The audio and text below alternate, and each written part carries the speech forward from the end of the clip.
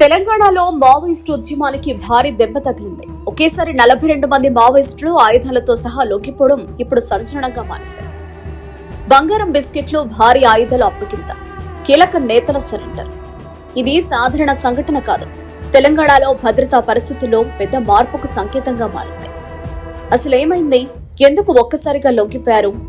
పూర్తి వివరాలు ఈ వీడియోలో తెలుసుకుందాం. తెలంగాణ డీజీపీ శివధర్ రెడ్డి ఎదుట మొత్తం 42 మంది మావోయిస్టులు లొంగిపోయారు.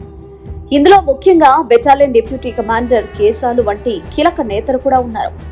వీరిని లొంగిపోతూ తమ వద్ద ఉన్న ఆయుధాలు, మందుగుండు సామగ్రిని అప్పగించారు. అదే కాకుండా 800 గ్రాముల బంగారు బిస్కెట్లను కూడా సమర్పించడం విశేషం. ఈ భారీ సరెండర్ వెనుక ప్రధాన కారణం ఛత్తీస్గఢ్ లో పెరిగిన కూంబింగ్ ఆపరేషన్లు. అడవుల్లో ఒత్తిడి పెరగడంతో మావోయిస్టులు తెలంగాణ పోలీసులను ఆశ్రయించారు. లొంగిపోయిన వారిలో ఎక్కువ మంది ఛత్తీస్గఢ్ కు చెందిన వారే కావడం కూడా ఇదే విషయాన్ని సూచిస్తుంది. అడవుల్లో జీవితం కంటే సాధారణ జీవితమే మంచిదని భావించి ఈ నిర్ణయం తీసుకున్నట్లు తెలుస్తోంది. లొంగిపోయిన మావోయిస్టులకు ప్రభుత్వం ప్రత్యేక ప్యాకేజీ ప్రకటించింది. మొత్తం 1.93 కోట్ల పునరావాస సహాయం, అదనంగా ఆరోగ్య కార్డులు కూడా అందజేయనున్నారు. ముఖ్యమంత్రి రేవంత్ రెడ్డి ఆదేశాల మేరకు ఈ సదుపాయాలు కల్పిస్తున్నట్లు డీజీపీ తెలిపారు. ఇది మావోయిస్టులకు కొత్త జీవితానికి అవకాశంగా మారుతోంది. స్టేట్ కమిటీ మెంబర్ ర్యాంక్ ఉన్న ఈయన తెలంగాణ స్టేట్ ఛత్తీస్గఢ్ రాష్ట్రం బిజాపూర్ జిల్లా గంగులూరు పోలీస్ స్టేషన్ లిమిట్స్ మోడియం మున్నిపురం మండలం ములుగు జిల్లా చెందిన ఆయన. మిగతా వాళ్ళందరూ కూడా ఛత్తీస్గఢ్ వాళ్ళు. ఈ 11 మంది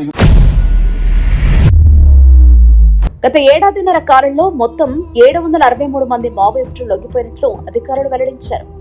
ఇది చిన్న విషయం కాదు. మావోయిస్టు ఉద్యమం బలహీన పడుతున్న సంకేతం. ముందుగా దేవ్జీ, రాజురెడ్డి వంటి నేతలు కూడా లొంగిపోయారు. ఇప్పుడు మరోసారి పెద్ద సంఖ్యలో సరెండర్ కావడం పోలీసుల వ్యూహం పనిచేస్తుందని సూచిస్తోంది. డీజీపీ స్పష్టం చేసిన విషయం ఏమిటంటే, తెలంగాణలో పీఎల్జీఏ ప్రభావం దాదాపు తగ్గిపోయింది. కీలక నేతలు కూడా లొంగిపోతున్నారు. సెంట్రల్ కమిటీలో తెలంగాణకు చెందిన వారు ఇప్పుడు 2 మిగిలారు. ఇది రాష్ట్రంలో శాంతి భద్రతల పరిస్థితి మెరుగుపడుతుందన్న సంకేతం. మావోయిస్టు అగ్రనేత గణపతి గురించి వస్తున్న వార్తలపై డీజీపీ క్లారిటీ ఇచ్చారు. గణపతి ఇంకా బతికే ఉన్నారని, కానీ అడవుల్లో లేరని తెలిపారు. అనారోగ్య కారణాల వల్ల ఆయన అడవులను వదిలేశారని సమాచారం ఉందన్నారు. మావోయిస్టు పార్టీపై నిషేధం ఎత్తివేయాలన్న డిమాండ్ను డీజీపీ ఖండించారు. ప్రజలకు సేవ చేయాలంటే సాయుధ పోరాటం అవసరం లేదన్నారు. ప్రజాస్వామ్య మార్గంలో కూడా సేవ చేయవచ్చని చెప్పారు. ఎన్ఐఏ నోటీసులపై కూడా డీజీపీ స్పందించారు.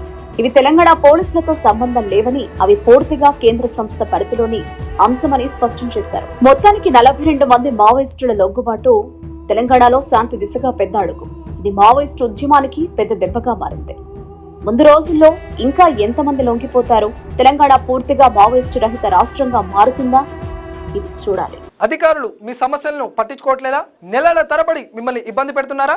మీ సమస్యకు ఎవరు స్పందించడం లేదా? అయితే ఆలస్యం చేయకుండా వెంటనే క్యూన్యూస్ కు కాల్ చేయండి. సంప్రదించాల్సిన నెంబర్లు 8143001981. మీ తరపున మేం బాధ్యత తీసుకొని మీ సమస్యను అధికారుల దృష్టికి తీసుకెళ్తాం. పబ్లిక్ వాయిస్, సామాన్యుడి ప్రశ్నాస్త్రం, ప్రతి గురువారం ఉదయం 11 గంటలకు మీ క్యూన్యూస్ లో.